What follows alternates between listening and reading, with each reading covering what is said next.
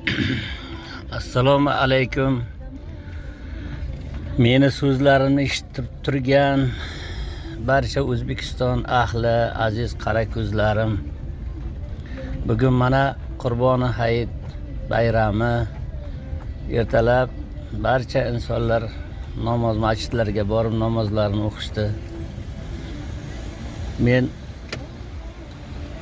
o'z nomimdan va meni kanalimga obuna bo'lgan barcha insonlarni, barcha o'zbek xalqini bugungi ayyom bilan tabriklayman. O'zbekistonda qo'shaloq bayram bugun.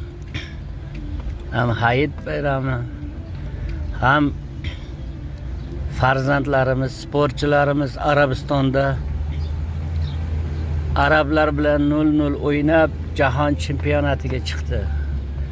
Bu O'zbekistonni arablarga bu yilda ikkinchi marotaba U17 yoshlarimiz va mana bugun kecha yuqoridagi yigitlarimiz, akalari Birlashgan Arab Amirliklari bilan 0-0 o'ynab jahon chempionatiga chiqdi.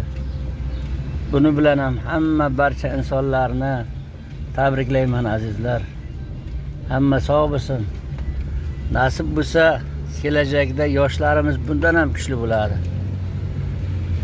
Hammaga omad, hammaga sog'lik. Har yili Qurbon hayitida diydorlashib, ana shunday bir-birimizni tabriklab yuraylik. Hammaga Qurbon hayiti yana bir bora muborak bo'lsin. Hammaga sog'lik, salomatlik tilayman. Omon bo'linglar.